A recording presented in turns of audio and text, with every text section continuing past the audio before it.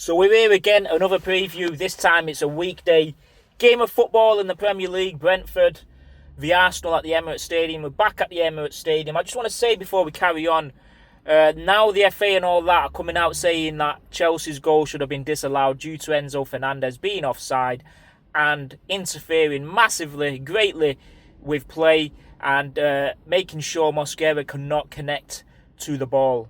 But it is what it is. We're used to it. We're used to the fact that they don't even draw the offside lines when Arsenal have got a goal and they need to investigate to see if it is really offside or not. They forget to draw the offside rules for us. They always forget stuff against Arsenal, don't they? It's one of those. It's a common theme. Do they really forget? Or is it all part of the parcel?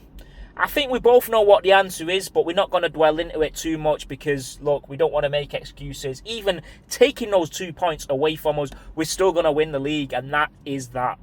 So, look, Brentford playing Arsenal.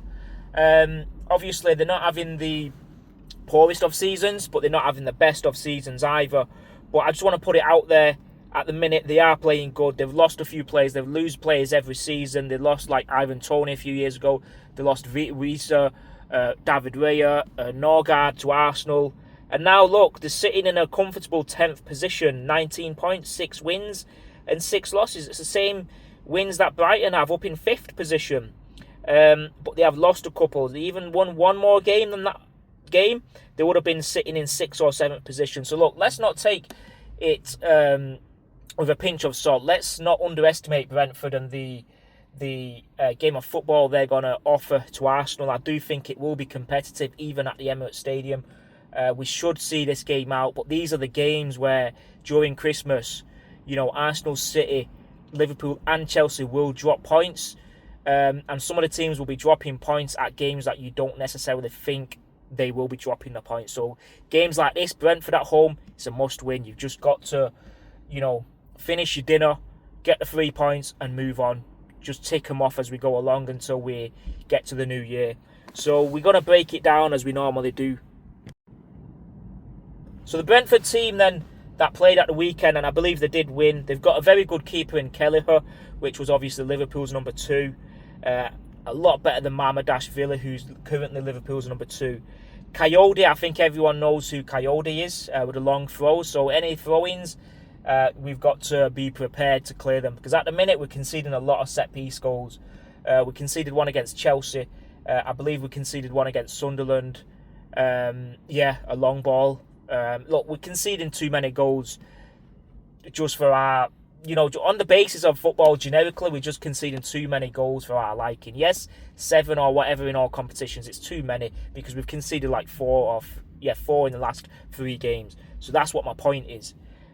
So Coyote, Collins, Vandenberg and Hickey, and then Henderson, which is obviously a player that's got enormous experience. He's won it all, the Premier League, the Champions League, captain of Liverpool while it all happened. He knows what it's about. He'll be able to make sure the team doesn't panic even if they're 1 or 2 goals down, and if they do get ahead, then he's basically a Granit Xhaka in there, making sure the heads are still screwed on and try and see out the game. So very, very good player. Jensen as well. They obviously are missing Norgard in there.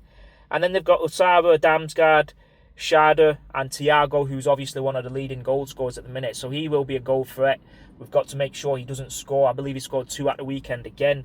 And this is the team that more than likely will be facing Arsenal.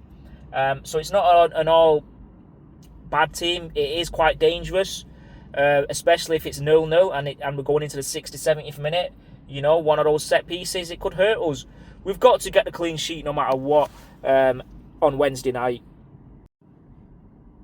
If we go into the head-to-head, the record in the head-to-head, obviously the last 8, they came into the Premier League in 2021 and they beat us at their stadium 2-0, remember? It was all just set up for them on a Friday night. I remember it like it was yesterday. But since then, the 8 games that they've played, they've not won a single one in all competitions. One of those games was in the League Cup at Brentford. I think it was last season or the season before. 2023 anyway. So we've won 1, 2, 3, 4, 6 and drawn 2 out of our last 8. Most recently, we drew 1-1 at Emirates last season, which was diabolical in April. But I think that was in between the PSG game. So you can understand why we drew that game. We was making sure we don't go into any we don't make any injuries out of the game. We don't go into any heavy tackles and all that sort of stuff. We were saving ourselves, basically. The league was done. Before that, we won 3-1, 2-1, 1-0, 1-0. We won 4 on the bounce before we drew 1-1. Again at Arsenal and then beat them 3-0 and 2-1. So we've drawn 2 at Arsenal, our stadium at the Emirates. And that's something that will obviously give them some sort of psychological benefit or belief that they can do it, because at the last 3 games at the Emirates, they've drawn 2. We've only won 1, so we've got 4-5 points out of a possible 9 at the Emirates, which is, if you ask me, with the form and standards that Arteta has set at the minute, is diabolical if they get another draw on Wednesday night. So we've got to do the job. We've got to dispatch them. We've got to do what we normally have been doing this season. We've got to get it to 18 games unbeaten in all competitions. Every game we get unbeaten now is an extra game that Arteta is increasing his unbeaten record at Arsenal, because this is the longest he's gone unbeaten. So it's a massive game, a massive opportunity. Before that, obviously, Man City play on Tuesday night against Fulham away. Fulham have only conceded 3 goals at their ground. We'll see what happens. You never know. If they can get even a draw out of it, it's a win-win. But let's do our job. Let's get the 3 points. Now, if you ask me with the team lineup, obviously, we need to make a few changes. It's a must. On the same hand, we don't want to lose too much talent. We don't want there to be too much of a drop-off. And we want to make sure that we're protecting every player, especially the likes of Declan Rice. And we also want to make sure that we can get a few of our injured players back in terms of Saliba and Trossard. They are very important cogs in our team. They are very important. They're part of the fabric of the Arsenal team at the moment, and they're part of the engine. Trossard, I think if we had him against Chelsea, I think we win that 3-1. He's just on another level, Trossard, at the minute. Honestly, he's one of those players that knows what to do, when to do it, and he's got a good finish. He's an intelligent player. He really is. He's calm under pressure as well, where a lot of players are not. So, line up. David Raya starts in net. Obviously, he needs to stop conceding. I've said it for the last 2 games now. He really does need to stop conceding. He needs to get that clean sheet under his belt again if he wants the 3rd Golden Glove in a row, because Sanchez, Chelsea's keeper's only 1 behind us. So we need to create some breathing space in terms of the Golden Gloves. If we keep a clean sheet on Wednesday night, we win the game. Simple as. So David Raya starts. Timber starts. I'm not going to start Ben White in this game, although I think he is good enough to start. Now, is Saliba back? We don't know. So we're going to do it on the basis that Saliba's still injured. So we're going with Mosquera and Hincapié. Gabriel's out. On the left, I would want to play Lewis Skelly, but at the minute, I don't know where his confidence is. He just looks like a frozen guy out there at the minute. He's low on confidence, doesn't know where to run. I really don't know, and I get scared every time he plays.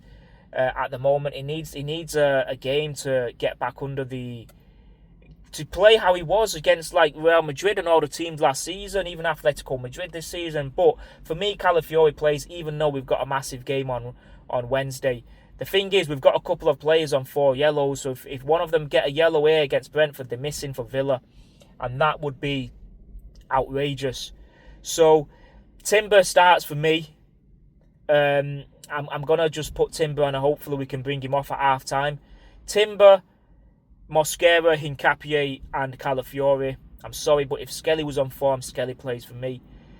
Sitting in midfield, do we start Norgard? I don't. If it was any other team, I would have, but because it's his old team, I'm not going to do it. Sometimes it gets the better of you, even as a professional. We've seen what it did to Declan Rice playing against West Ham the first couple of times as well. So Zubimendi starts, but he's got to be very well protected by Declan Rice. And then Odegaard starts for me. No question. We need Odegaard back to match fitness. And I think when he came on against Chelsea, you can see on that right-hand side, his link-up play, he's just diving and surfing through that field, and we need that back. Eze's a different sort of 10. So Odegaard starts for me. Eze has a bit of a rest. Odegaard, Rice, and Zubimendi. On the right, I would want to play Saka. He's not had the best of games. against Chelsea, although he got an assist. If you keep going off like goal contributions, you're going to think he's had a good game every game. But I think he had a terrible game. I really do. Apart from the assist, his shots, his crosses, they was all going high and wide. He had a couple of take-ons, but other than that, he's got to do a lot more. If you want to bring us the league title, you've got to perform at the level that Salah did last season. So Saka starts for me. Gyökeres starts for me because I want to make sure Merino is fit for the Villa game. We're going to need him no matter what. Even if Gyökeres starts that game, Merino is an important player for Arsenal at the minute. And on the left, obviously I'd want to start Trossard, but I do think he may be injured. If he's not, we're going to do it on that basis anyway.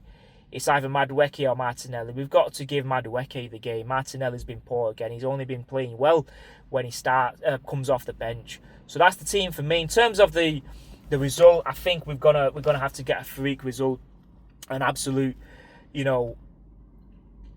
spanking. I'm gonna go for a 4-0 win to Arsenal. I think we are that good enough. It could, on the other hand, just be a 1-0 win this time. The start of December, the amount of games. You think always thinking about the next game because it's just 2-3 days away. So I think it could be a really tight 1-0 game. But on the other hand, if we get that early goal, I think we could win 4-0. I'm going for 4-0 anyway. And what I want most is the clean sheet after the 3 points. So yeah, this is it, man. Let's see what happens on Wednesday night.